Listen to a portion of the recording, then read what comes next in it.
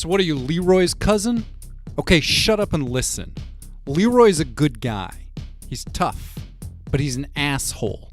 You want to do yourself a favor, you'll forget everything he ever told you about this city right now. You listen up. Terminal City is a weird place. It's got some unique features. This is a city that has specifically relaxed laws on fields of scientific inquiry.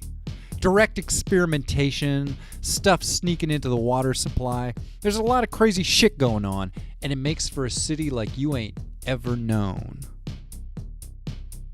You hear a lot of weird rumors, right? It's a city full of steroid freaks or acid heads or something. It ain't like that. But there's some people in this town, maybe one in every 200 or so, who ain't like normal folks. Maybe they can see in the dark, or they heal real quick. Maybe they can shit laser beams and tear a car in half with their hands. You don't know.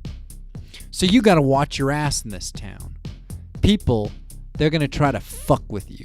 Some guy gets up in your face, tells you he's gonna psychically rape you right there in the street. You never know. Maybe he's telling the truth. So, you're gonna make a move, you gotta do it decisively. Put that shit in its place. Look, I'm happy to take on more muscle. More muscle means more work gets done, and that means more profit for everybody. But I can't be nursemaiding some kid who doesn't understand the reality of where he's at. It ain't like the movies. It never is. It's just people, sometimes mean, sometimes desperate, doing what they gotta to make it from one day to the next. Let me tell you about the last new guy I took on, okay? He was a big fucker. Bigger than you. Gotta have been like 6.5 feet tall, maybe 350 pounds. Anyway, he's from... Fuck, where was that kid from? What do we call him? Oh yeah, Kansas. Shit. And I guess he was a big deal out there. Beat a bunch of guys near to death all on his own one night. So he moves out here, because he hears there's money to be made, and I think he had a warrant out on him for beating up his girlfriend, something like that. So I take him on, and we're running a job on this warehouse. I got tipped off that it was holding a couple of high-end jet skis, and I know a dude. Based on the make and model, I can turn those jet skis over for a couple $100,000 each real fucking easy. So me and my two usual guys, that's my buddy and your cousin, and the one new guy, that's Kansas, we go down to check it out. We see there's only one security guard, so we say fuck it.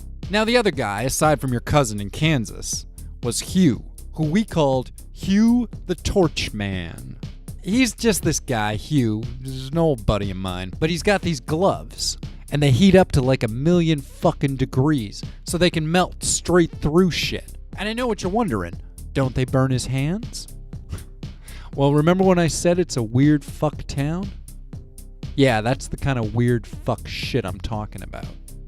So Hugh melts the front gate, and our new guy, Kansas, he knocks out the guard by cracking him across the back of his head with a baseball bat, and we're just getting into the place when the alarm starts going off. Turns out the guard wasn't as knocked out as we thought. So we take off running, but as we're going, out of habit, I look up, and I see this fucking thing moving around on the edge of the roof of the building, and that's when I know we're fucked. I shout out to the boys, "Sun's coming up! Meet me at the bar!" That's a code. They know what it means. We all take off in different directions. Me, your cousin, Hugh. But then as I'm going, I look back for a second to make sure everybody's doing okay, and I see that fucker on the rooftop taking a flying leap and hitting right down in the middle of the street. And that's when I realize that Kansas ain't running. He's got that look in his eyes.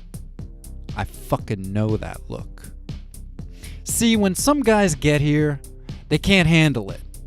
They never had to back down from a confrontation before. These are big guys who don't take shit from cops or nobody. They think of themselves as like a country unto themselves.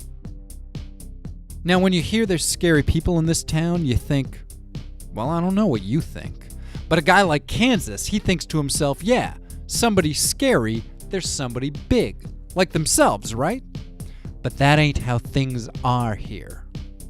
See, Kansas has gotten a look at who we're all running from, and he's shocked to see it's just like some little girl. A fucking kid, maybe 20 years old, and she's not big or anything. She looks like she weighs about 100 pounds. Just some little chick, right? So Kansas, all 350 pounds, 6.5 feet of him, he takes his baseball bat and he walks up to that little girl. That little girl who just jumped off the rooftop of a warehouse and landed in the middle of the street.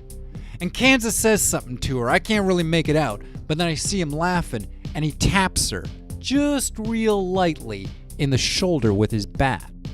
She says something and then she pushes it away, and Kansas gets this real mad look on his face, like he's fucking pissed now, and then he hauls back with the bat. She hits him once. He drops the bat, flies 30 feet backwards through the air. When he lands, he's broken his shoulders and his collarbone, and one of his legs is fucked up for good. Plus, he's got a concussion, which is kind of fucked up how he talks. And that's just how that night went. No jet skis, and we lost a new guy. See, that's what I mean when I say there's money to be made in this city, but it comes with some risk. These people, they're like forces of nature, like gods. You fuck with that fire, there's a chance you're gonna get your cock burnt off. Anyway, you got your shit together. I got a thing tonight, could use an extra pair of hands. So what do you say? You in?